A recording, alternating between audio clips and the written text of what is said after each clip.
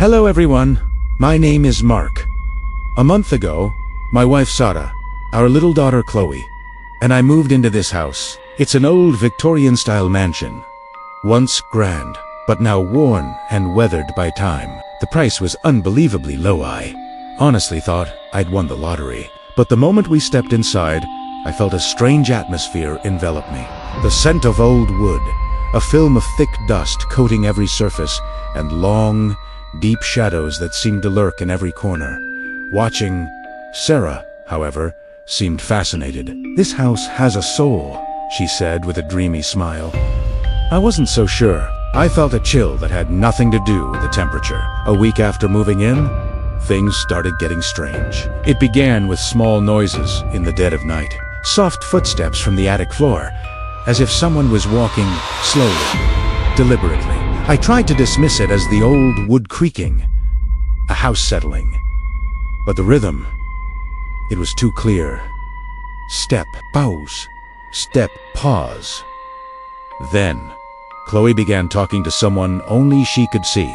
At first, I brushed it off as a child's overactive imagination, a make-believe friend. But the cold shiver that snaked down my spine whenever she'd de-giggle at an empty corner told me this was something else entirely. Then, objects began to vanish, only to reappear in the oddest places. The coffee mug ID left on the kitchen table was later found perched on a bookshelf in my study. Small things, papers, a stray sock, even Chloe's hair, ties would move, without a sound, without any sign of a break-in. One evening, Chloe came to me, her eyes wide and serious. She whispered that someone had taken a few strands of her hair while she was playing. That's when the worry started to curdle into genuine fear. I decided to install security cameras, hoping to catch a prankster or a raccoon. And that's when I realized this wasn't my imagination. The first night, the kitchen camera recorded the refrigerator door swinging open by itself at exactly 3 a.m. A cup of yogurt levitated from the shelf, a spoon floating in midair beside it. No one was there. Not a single sound was picked up. Yet the footage clearly showed the indentations on a kitchen chair, as if an invisible person were sitting at the table, enjoying a midnight snack. My heart raced, my breath coming in ragged gasps. I felt like I was losing my mind. I called the police. They came. They checked. They found no signs of forced entry. No footprints. Nothing. They suggested, politely, that I might be overly stressed from the move. I wanted to believe them. I really did. But then, Sarah began screaming in her sleep. One night, I was jolted awake by her terrified shout. She sobbed that someone had been sitting in the armchair in our bedroom, whispering my name over and over. "Mark, Mark."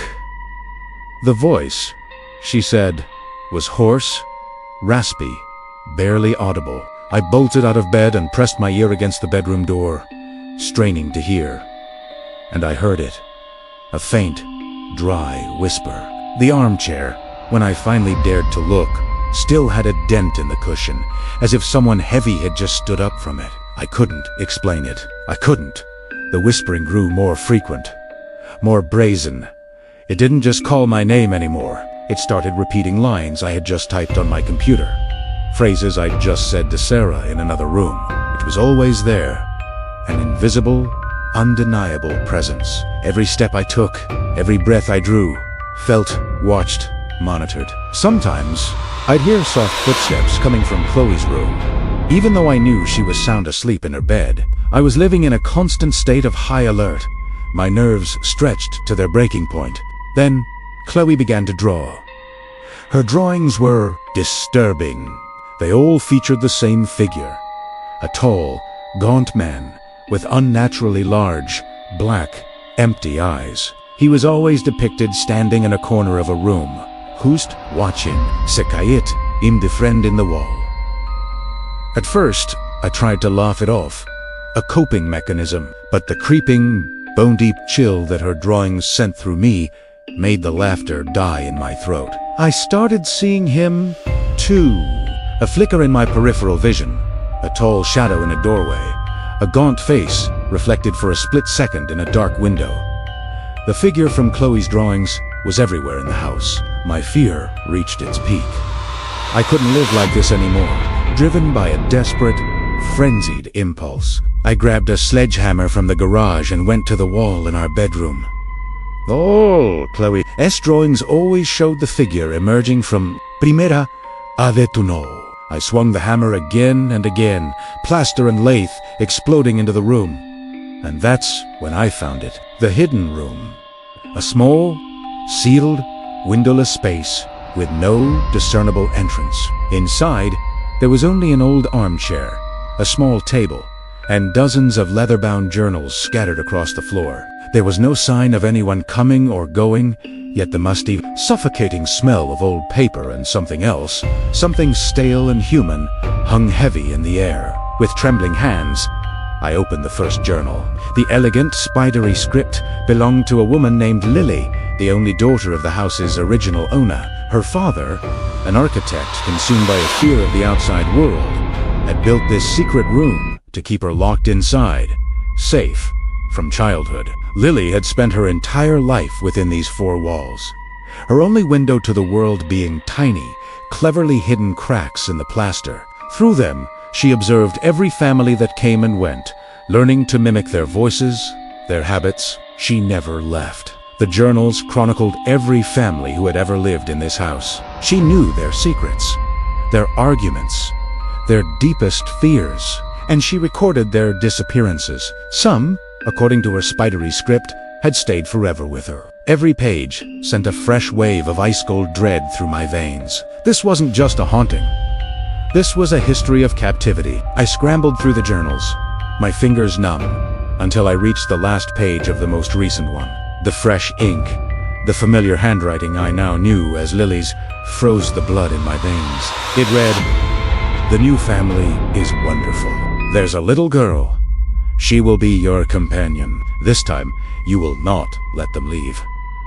Never." A sudden, grinding sound made me spin around. The hole I had smashed in the wall was gone. It was sealing itself, the plaster knitting back together, leaving a smooth, unbroken surface as if it had never been broken. And from directly behind the wall, the familiar whisper came, louder and clearer than ever before, almost right next to my ear. "Welcome home, Mark. Finally, you've found your mother."